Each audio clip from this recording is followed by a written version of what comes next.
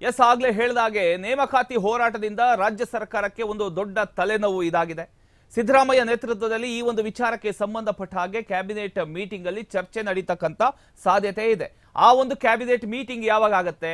ಇಂದು ಸಚಿವ ಸಂಪುಟ ಸಭೆಯಲ್ಲಿ ಒಂದು ನಿರ್ಧಾರ ಕೈಗೊಳ್ಳಲಾಗುತ್ತೆ. ಮಹತ್ವದ ನಿರ್ಧಾರ ಇದಾಗಿದೆ, ತಗೊಳ್ಳೇಬೇಕು, ಬೇರೆ ಆಪ್ಷನ್ ಇಲ್ಲ. ಯಾಕಂತ ಹೇಳಿದ್ರೆ ಆಗ್ಲೇ ಹೇಳಿದಾಗೆ ನೋಡಿ, ನಾವು ದೃಶ್ಯದಲ್ಲಿ ತೋರಿಸ್ತಾ ಇದ್ದೀವಿ, ವಿದ್ಯಾರ್ಥಿಗಳೆಲ್ಲ ಸೇರ್ಕೊಂಡು ದೊಡ್ಡ ಮಟ್ಟದಲ್ಲಿ ಹೋರಾಟ ನಡೆಸ್ತಾ ಇದ್ದಾರೆ. ನಾವು ಕಷ್ಟಪಟ್ಟು ಓದಿದೀವಿ, ರಾತ್ರಿ ಹಗಲು ಒಂದೇ ಕಷ್ಟಪಟ್ಟು ಓದಿದಕ್ಕೆ ನಮಗೆ ಏನು ಬೆಲೆ ಸಿಕ್ತು? ಓದಿ ಓದಿ ಅಂತ ಮನೆಯಲ್ಲಿ ಪ್ರೆಷರ್ ಆಗ್ತಾರೆ, ಎಲ್ಲ ಮಾಡ್ತಾರೆ. ನಾವು ಕಷ್ಟಪಟ್ಟು ಓದಿದ್ರೆ ಕೆಲಸನೇ ಸಿಗ್ಲಿಲ್ಲ ಅಂದ್ರೆ ನಾವು ಕಷ್ಟಪಟ್ಟು ಏನ್ ಪ್ರಯೋಜನ ಅಂತ ಕೇಳ್ತಾರೆ ವಿದ್ಯಾರ್ಥಿಗಳು. ಕ್ಯಾಬಿನೆಟ್ ಮೀಟಿಂಗ್ ನಲ್ಲಿ ನೇಮಕಾತಿ ವಿಚಾರಕ್ಕೆ ಸಂಬಂಧಪಟ್ಟ ಹಾಗೆ ಇವತ್ತು ಚರ್ಚೆ ನಡೆಯುತ್ತೆ. ಆ ನೇಮಕಾತಿ ವಿಳಂಬ ಕುರಿತು ಆಗ್ತಿರ್ತಕ್ಕಂಥ ಕಾನೂನು ತೊಡಕುಗಳ ಬಗ್ಗೆ ಇವತ್ತು ಚರ್ಚೆ ಆಗತ್ತೆ. ರಾಜ್ಯ ಸರ್ಕಾರದ ವಿವಿಧ ಇಲಾಖೆಗಳಲ್ಲಿ ಹುದ್ದೆಗಳ ಖಾಲಿ ವಿಚಾರ ಈಗ ಸಿಡಿಲಿನಂತೆ ಸದ್ದು ಮಾಡ್ತಾ ಇದೆ. ಆರ್ಮ್ಯಾಕ್ಸ್ ನ್ಯೂಸ್ ನಡೆಸಿದ ಇನ್ಸೈಡ್ ಸ್ಟೋರಿ ಪ್ರಕಾರ ರಾಜ್ಯದಲ್ಲಿ ಒಟ್ಟು 2,84,881 ಹುದ್ದೆಗಳು ಖಾಲಿ ಇವೆ.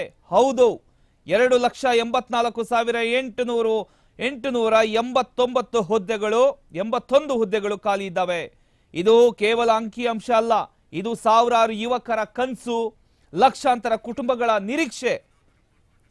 ಶಾಲೆಯಲ್ಲಿ ಶಿಕ್ಷಕರಿಲ್ಲ, ಆಸ್ಪತ್ರೆಗಳಲ್ಲಿ ವೈದ್ಯರಿಲ್ಲ. ಇದರ ಬಗ್ಗೆ ಇನ್ನಷ್ಟು ಡೀಟೇಲ್ಸ್ ನೀಡೋದಕ್ಕೆ ವಿನೋದ್ ರಿಪೋರ್ಟರ್ ನಮ್ಮೊಂದಿಗೆ ಲೈವ್ ಅಲ್ಲಿ ಜಾಯ್ನ್ ಆಗಿದ್ದಾರೆ. ಎಸ್ ವಿನೋದ್, ಈಗ ಸರ್ಕಾರದ ಕತೆಗಳನ್ನ ದಿನೇ ದಿನೇ ನೋಡ್ತಾನೆ ಬರ್ತಾ ಇದೀವಿ. ಈಗ ವಿದ್ಯಾರ್ಥಿಗಳೆಲ್ಲ ಸೇರ್ಕೊಂಡು ನಾವು ನೋಡ್ತಾ ಇದೀವಿ, ಹುದ್ದೆಗಳು ಇಷ್ಟೆಲ್ಲ ಖಾಲಿದ್ರು, ಏನು ಕಡಿಮೆ ಸಂಖ್ಯೆಯಲ್ಲಿ ಇದೆಯಾ?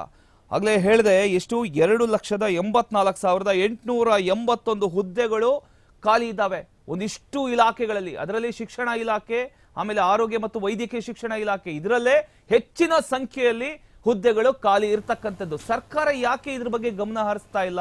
ಯಾಕೆ ವಿದ್ಯಾರ್ಥಿಗಳಿಗೆ ಒಂದು ಕೆಲಸ ಸಿಗ್ತಾ ಇಲ್ಲ ಅಂತ? ಪ್ರಮೋದ್, ರಾಜ್ಯ ಸರ್ಕಾರಕ್ಕೆ ಇದೀಗ ಉದ್ಯೋಗಾಕಾಂಕ್ಷಿಗಳು ಒಂದು ನೇಪಾಳದ ಮಾದರಿಯಲ್ಲಿ ಜೆನ್ಜಿ ಹೋರಾಟದ ಕೆಲವೊಂದು ಚಿಕ್ಕ ತುಣುಕನ್ನು ಕೊಟ್ಟಿದ್ದಾರೆ. ಆದರೆ ಇನ್ನೂ ಸಂಪೂರ್ಣವಾಗಿ ಅದೇ ಥರ ಒಂದು ಹೋರಾಟ ರಾಜಕಾರಣದ ಅಂದರೆ ರಾಜ್ಯದಲ್ಲಿ ಸಾಕಷ್ಟು ಅಲ್ಲೋಲಕಲ್ಲ ಸೃಷ್ಟಿಯಾಗುತ್ತೆ. ಇಷ್ಟಕ್ಕೆ ರಾಜ್ಯ ಸರ್ಕಾರ ಅಲರ್ಟ್ ಆಗಿ ಇದೀಗ ಒಂದು ಉದ್ಯೋಗಾಕಾಂಕ್ಷಿಗಳಿಗೆ ಒಂದು ಅವರ ಬೇಡಿಕೆ ತಕ್ಕಂಗೆ ಒಂದು ಉದ್ಯೋಗ ಒಂದು ಫಿಲ್ ಮಾಡ್ಕೊಳ್ಳೋಕ್ಕೆ ಈಗಲೇ ಮುಂದಾಗಿದೆ. ಅಂದರೆ ಇದು ಯಾವಾಗ ಒಂದು ತೀವ್ರ ಸ್ವರೂಪ ಪಡಿತೋ, ಯಾವಾಗ ಮಾಧ್ಯಮಗಳಲ್ಲಾಗಲಿ ಜೊತೆಗೆ ವಿರೋಧ ಪಕ್ಷಗಳಾಗಲಿ ಯಾವಾಗ ಈ ವಿಚಾರ ಧ್ವನಿಯಾಗಿ ಎತ್ತಿದ್ದು, ಆದಾದ ಬಳಿಕ ರಾಜ್ಯ ಸರ್ಕಾರ ಅಲರ್ಟ್ ಆಯಿತು. ಯಾಕಂದ್ರೆ ರಾಜ್ಯ ಸರ್ಕಾರ ಗೊತ್ತಿರಲ್ಲ ಪ್ರಮೋದ್, 2.5 ಲಕ್ಷ ಒಂದು ಹುದ್ದೆಗಳ ಖಾಲಿ ನಾವು ಭರ್ತಿ ಮಾಡ್ಕೋಬೇಕು, ಇದರಿಂದ ನಮ್ಮ ಆಡಳಿತ ಯಂತ್ರಕ್ಕೆ ಒಂದು ಸ್ಟ್ರಾಂಗ್ ಆಗುತ್ತೆ. ಈಗಾಗಲೇ ಒಂದು ಎಂಪ್ಲಾಯೀಸ್ಗಳು ಇಲ್ಲದೆ ಒಂದು ಆಡಳಿತ ಯಂತ್ರ ಸಂಪೂರ್ಣ ಕುಸಿತು ಹೋಗ್ತಾ ಇದೆ ಅನ್ನೋದು ಇಷ್ಟೆಲ್ಲ ಕಾಮನ್ ಸೆನ್ಸ್ ಇರಲ್ವಾ ರಾಜ್ಯ ಸರ್ಕಾರಕ್ಕೆ? ಎಲ್ಲ ಗೊತ್ತಿದ್ದು ಸುಮ್ಮನೆ ಇತ್ತ? ಯಾಕಂದ್ರೆ ಗೊತ್ತಿದ್ದು ಯಾಕೆ ಸುಮ್ಮನೆ ಇತ್ತು ಅಂತ ನಾವು ಹೇಳ್ತಾ ಇದೀವಿ ಅಂದ್ರೆ, ಇಲ್ಲಿ ಪ್ರಮುಖವಾಗಿ ಕೆಲವೊಂದಿಷ್ಟು ವಿಚಾರಗಳು ಮುನ್ನೆಲೆಗೆ ಬರ್ತವೆ.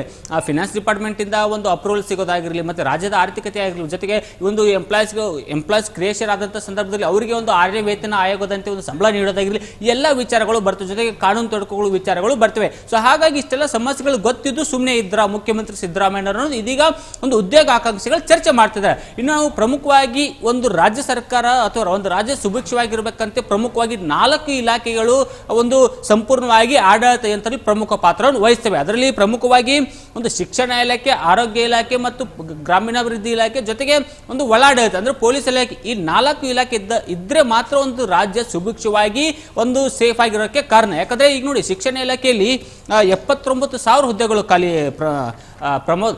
79,000 ಹುದ್ದೆಗಳು ಖಾಲಿ ಅಂದ್ರೆ ಅದರಲ್ಲೂ ವಿಶೇಷವಾಗಿ ಒಂದು ನಮ್ಮ ASSC ಅಧ್ಯಕ್ಷ ಮಲ್ಲಿಕಾರ್ಜುನ್ ಖರ್ಗೆ ಅವರ ತವರು ಕ್ಷೇತ್ರ ಕಲ್ಯಾಣ ಕರ್ನಾಟಕದಲ್ಲಿ ಅತಿ ಹೆಚ್ಚು ಸೀಟ್ಗಳು ಒಂದು ಅಂದ್ರೆ ಹುದ್ದೆಗಳು ಭರ್ತಿಯಾಗಿಲ್ಲ. ಸೊ ನಿಜಕ್ಕೂ ಇದು ಒಂದು ಶಿಕ್ಷಣದ ಮೌಲ್ಯ ಎಲ್ಲಿಗೆ ಬಂದಿದೆ ನಮ್ಮ ರಾಜ್ಯ ಸರ್ಕಾರದ ಅನ್ನೋದು ಇದೊಂದು ಕೈಗಂಡಿ. ಇನ್ನು ಆರೋಗ್ಯ ಇಲಾಖೆ 37,000 ಅಂದ್ರೆ ಸಾಮಾನ್ಯ ಅಲ್ಲ. ಯಾಕೆ ವಿರೋಧ ಪಕ್ಷಗಳು ಮತ್ತು ಜನರ ಆರೋಪ ಮಾಡ್ತಾರೆ ಸರಿಯಾಗಿ ಚಿಕಿತ್ಸೆ ಸಿಗ್ತಿಲ್ಲ, ನಮಗೆ ಒಂದು ಆರೋಗ್ಯದ ಔಷಧಿಗಳು ಯಾಕೆ ಸಿಗ್ತಿಲ್ಲ ಅಂದ್ರೆ ಇದೇ ಮುಖ್ಯ ಕಾರಣ. 37,000 ಹುದ್ದೆಗಳು ಭರ್ತಿ ಆಗದಿರೋದಕ್ಕೆ ಒಂದು ರಾಜ್ಯದಲ್ಲಿ ಆರೋಗ್ಯದ ಸ್ಥಿತಿ ಏರುಪೇರು ಆಗ್ತಿದೆ, ಆರೋಗ್ಯ ಇಲಾಖೆಯಲ್ಲಿ ಏರುಪೇರು ಆಗ್ತಿದೆ. ಇನ್ನು ಮತ್ತೊಂದು ಕಡೆ ಒಂದು ಒಳಾಡಳಿತ ಅಂದ್ರೆ ಪೊಲೀಸ್ ಇಲಾಖೆ ಆಗಿರಲಿ, ಒಳಾಡಳಿತ ಆಗಲಿ, ಗೃಹ ಇಲಾಖೆ ಏನು ಬರುತ್ತೆ, ಇದರಲ್ಲಿ 28,000 ಹುದ್ದೆಗಳು ಖಾಲಿ. ಯಾಕಂದ್ರೆ ನೋಡಿ, ಈ ಒಂದು ಇಲಾಖೆ ಸಂಪೂರ್ಣವಾಗಿ ಇದ್ದಂತಲ್ಲಿ ಅಂದ್ರೆ ಒಂದು ಹುದ್ದೆಗಳ ಭರ್ತಿ ಇದ್ದಂತ ಸಂದರ್ಭದಲ್ಲಿ ರಾಜ್ಯದಲ್ಲಿ ಯಾವುದೇ ರೀತಿ ಕಾನೂನು ಸುವ್ಯವಸ್ಥೆ ಕುಸಿಯೋದಿಲ್ಲ, ಒಂದು ಕೆಲವೊಂದಿಷ್ಟು ಅಹಿತಕರ ಘಟನೆಗಳು ನಡೆಯಲ್ಲ. ಆದ್ರೆ ಇಷ್ಟೊಂದು ಹುದ್ದೆಗಳು ಖಾಲಿ ಇರ್ತಕ್ಕಂಥ ಸಂದರ್ಭದಲ್ಲಿ ಮತ್ತೆ ಅಹಿತಕರ ಘಟನೆಗಳು ನಮ್ಮ ಕಣ್ಮುಂದೆ ಇದೆ. ಬಾಗಲಕೋಟೆ ಏನಾಯಿತು, ಬೇರೆ ಬೇರೆ ತಾಲೂಕುಗಳಲ್ಲಿ ಏನಾಯಿತು ಅನ್ನೋದು. ಸೊ ಇಷ್ಟೆಲ್ಲ ಇದ್ದಾಗ ಮತ್ತೆ RDPR ಪಂಚಾಯತ್ ಮತ್ತು ರಾಜ್ಯ ಗ್ರಾಮೀಣಾಭಿವೃದ್ಧಿ ಇಲಾಖೆಯಲ್ಲಿ 10,000 ಹುದ್ದೆಗಳು ಖಾಲಿದಿವೆ. ಈ ಒಂದು 4 ಇಲಾಖೆಯನ್ನು ಪ್ರಮುಖ ಪಾತ್ರ ವಹಿಸುತ್ತೆ ರಾಜ್ಯದ ಒಂದು ಅಭಿವೃದ್ಧಿಗಾಗಲಿ ಮತ್ತು ರಾಜ್ಯ ಸರ್ಕಾರ ಸುಭಿಕ್ಷವಾಗಿರುತ್ತೆ. ಈ ಇಲಾಖೆಯಲ್ಲಿ ಇಷ್ಟೊಂದು ಒಂದು ಏನು ಹುದ್ದೆಗಳು ಖಾಲಿದೆ, ನಿಜಕ್ಕೂ ರಾಜ್ಯ ಸರ್ಕಾರ ಪರಿಸ್ಥಿತಿ ಎಲ್ಲಿಗೆ ಬಂದಿದೆ ಅನ್ನೋದು ಇದು ಕೈಗನ್ನಡಿ. ಮತ್ತೊಂದು ಕಡೆ ಒಂದು 2,84,000 ಹುದ್ದೆಗಳ ಪೈಕಿ 50,000 ಹುದ್ದೆಗಳನ್ನ ಫಿಲ್ ಮಾಡೋಕೆ ರಾಜ್ಯ ಸರ್ಕಾರ ಮುಂದಾಗಿದೆ ಅಂತ ಮಾಹಿತಿಗಳು ಸಿಗ್ತವೆ. ಆದರೆ ಈ ಕೇವಲ ಒಂದು 50,000 ಹುದ್ದೆಗಳನ್ನ ನೇಮಕಾತಿ ಮಾಡಿದ್ದೇ ಆದಲ್ಲಿ ಮತ್ತೆ ಒಂದು ಉದ್ಯೋಗಾಕಾಂಕ್ಷಿಗಳು ಇದರ ವಿರುದ್ಧ ಮತ್ತೆ ಹೋರಾಟ ಮಾಡುವ ಸಾಧ್ಯತೆಗಳು ಎಲ್ಲ ಲಕ್ಷಣ ಗೋಚರ ಆಗಿದೆ. ಯಾಕಂದ್ರೆ ಈಗಾಗಲೇ ಅವರು ಒಂದು ಬೇಡಿಕೆ ಏನು 2 ಲಕ್ಷ ಹುದ್ದೆಗಳನ್ನ ಅಥವಾ 2 ಲಕ್ಷ ಹುದ್ದೆಗಳನ್ನ ಭರ್ತಿ ಮಾಡಲೇಬೇಕನ್ನೋ ಬೇಡಿಕೆ ಅವರು ಇಟ್ಟಿದ್ದಾರೆ. ಇವರು 50,000 ನಾವು ಇದು ಮಾಡ್ತೀವಿ, ಫಿಲ್ ಮಾಡ್ತೀವಿ, ನಮಗೆ ಆರ್ಥಿಕವಾಗಿ ಬರ್ಡನ್ ಆಗುತ್ತೆ ಅಂದ್ರೆ ಯಾರು ಕೇಳ್ತಾರೆ? ಆರ್ಥಿಕವಾಗಿ ಬರ್ಡನ್ ಆದ್ರೆ ನೀವು ರಾಜ್ಯ ಸರ್ಕಾರ ಏನು ಮಾಡ್ತಿದ್ರ ಅನ್ನೋದು ಒಂದು ಸಾಮಾನ್ಯವಾಗಿ ರೈಸ್ ಆಗ್ತಕ್ಕಂಥ ಒಂದು ಪ್ರಶ್ನೆ. ಆದ್ರೆ ಇದೊಂದು ಕಡೆ ಇವತ್ತಿನ ಕ್ಯಾಬಿನೆಟ್ ವಿಚಾರಕ್ಕೆ ಬರೋಣ. ಇವತ್ತಿನ ಕ್ಯಾಬಿನೆಟ್ನಲ್ಲಿ ಈ ವಿಚಾರ ಸುದೀರ್ಘವಾಗಿ ಚರ್ಚೆ ಆಗುತ್ತೆ. ಯಾಕಂದ್ರೆ ಕ್ಯಾಬಿನೆಟ್ನಲ್ಲಿ ಒಂದು ರಾಜ್ಯ ಸಚಿವ ಸಂಪುಟ ಸಭೆ ನಡೆಬೇಕಾದ್ರೆ ಅದಕ್ಕೆ ಪ್ರಮುಖವಾದ ಅಜೆಂಡಾಗಳು ಇರ್ತವೆ, ಅದು ಬಿಫೋರ್ ಆಗಿ ಫಿಕ್ಸ್ ಆಗಿರುತ್ತೆ. ಆದರೆ ಈ ಒಂದು ಅಜೆಂಡಾ ಅಂದ್ರೆ ಹುದ್ದೆಗಳು ಭರ್ತಿ ಮಾಡುವ ಅಜೆಂಡಾ ಇದೀಗ ನಿನ್ನೆ ಸಡನ್ ಆಗಿ ಒಂದು ಸೇರ್ಪಡೆ ಆಗಿದೆ. ಇದೇ ಪ್ರಮುಖ ವಿಚಾರನ ಸುದೀರ್ಘವಾಗಿ ಚರ್ಚೆ ಮಾಡಲಾಗುತ್ತೆ. ಯಾಕೆ ಇದಕ್ಕೆ ಸುದೀರ್ಘವಾಗಿ ಟೈಮ್ ಬೇಕು ಅಂತ ಹೇಳ್ಬೇಕಂದ್ರೆ ಒಂದು ಒಳ ಮೀಸಲಾತಿ ವಿಚಾರ ಸುಪ್ರೀಂ ಕೋರ್ಟಲ್ಲಿ ಕೇಸ್ ನಡೀತಿದೆ.